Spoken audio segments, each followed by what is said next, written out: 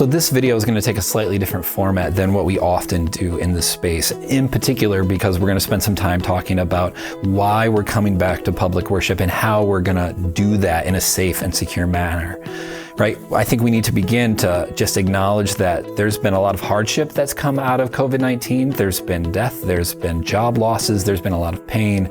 And at the same time, for churches and organizations, it's created an opportunity where we can be the church without necessarily going to church, which is the default mindset we often have here in the West. So as we've lived into that, we want to remind you of the options that are before you and me and all of us as we are the church together. First, if worshiping in a digital format has worked for you, if it's worked for your family or whoever you've been under lockdown with or quarantine with or stay at home with, we want to encourage you to keep doing that, right? If it works and it's been working, that's great. Don't feel an obligation to come back to a physical. If that keeps working, that's great. Let it run.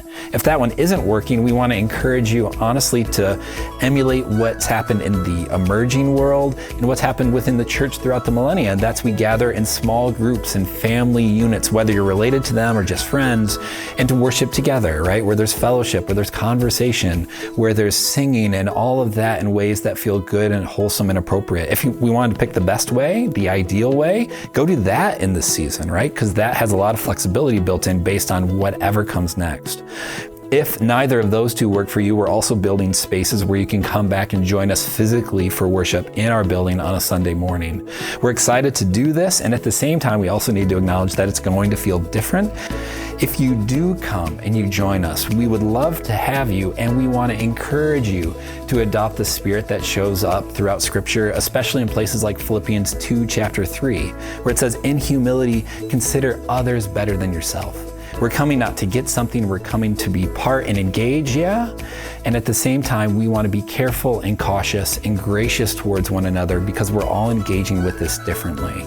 In particular, for us, what that means is that one of the things that we're going to do is we're going to ask you to wear a mask if you can come. And let's be clear about what we're doing. We're not asking you to wear a mask to protect you. We're asking you to wear a mask to protect others, to show the love of Christ that puts others before ourselves in regards to the priorities. And so that way we don't spread something even if we're unaware, and we can demonstrate that we're being cautious and careful around other people. Regardless of your opinion on the politics of the scenario or how it plays out, we can demonstrate our love by wearing a mask towards those around us. And again, considering others better than ourselves in humility. It's also a means by which we love our neighbor as ourselves, and as Scripture tells us that we take care of the least of these because there are people who will be vulnerable that will have large implications. I have friends that have lost family members because of this. I have friends that have been sidetracked or been in the hospital for months because of this. And so we want to show and demonstrate Christ's love to everybody by not considering ourselves more important than others, but in humility, considering others more important than ourselves.